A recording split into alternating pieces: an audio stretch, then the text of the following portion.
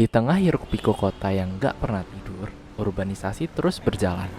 Hal ini menciptakan dinamika baru, mobilitas yang tinggi, gedung-gedung megah, tapi juga tantangan yang besar, yaitu ruang hijau yang terus menyusut. Indonesia memiliki sejarah urbanisasi yang cukup tinggi. Data dari tahun 2020 sampai 2022 menyatakan bahwa Jakarta memiliki total penduduk hingga 34,3 juta. Bandung dengan 7,2 juta penduduk, Surabaya dengan 6,5 juta penduduk, Medan dengan 4 juta penduduk, dan terakhir Semarang dengan total penduduk 2,3 juta.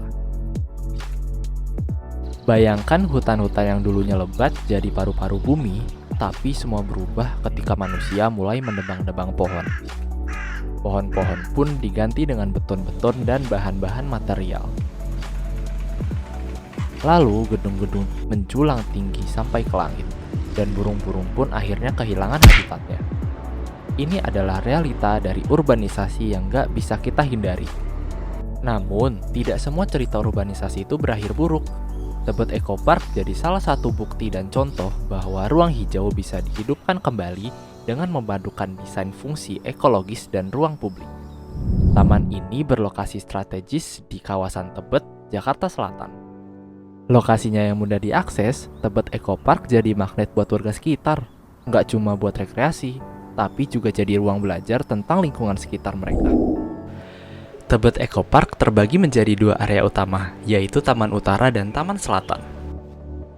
Di dalamnya, terdapat berbagai fasilitas dan ruang terbuka yang dirancang untuk mendukung aktivitas masyarakat. Seperti yang pertama, ada Community Lawn, yaitu ruang terbuka yang luas, cocok untuk bersantai, piknik, atau berkumpul bersama keluarga dan teman-teman.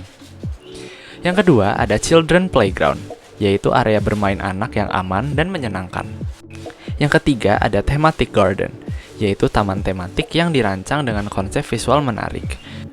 Selanjutnya ada Forest Buffer, yaitu zona hijau yang menyerupai hutan kecil. Lalu ada Wetland Boardwalk, yaitu jalur pejalan kaki yang dibangun di atas area rawa buatan, memungkinkan pengunjung menikmati keanekaragaman hayati air. Dan yang terakhir, yaitu Infinity Link Bridge, yaitu jembatan ikonik yang menghubungkan Taman Utara dan Taman Selatan.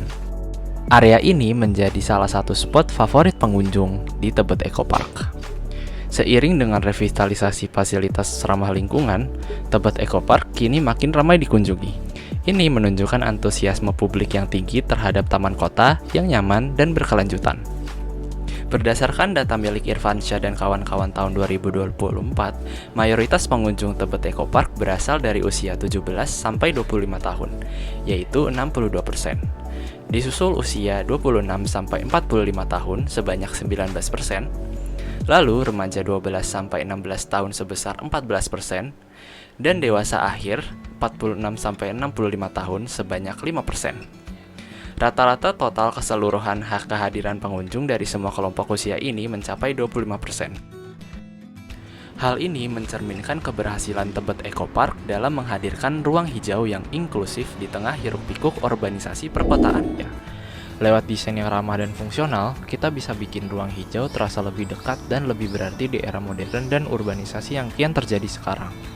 Yuk, bareng-bareng kita rawat, karena ruang terbuka itu bukan sekadar estetika, tapi bagian dari hidup kita. Karena ruang hijau nggak tumbuh sendiri, dia hidup kalau kita ikut peduli.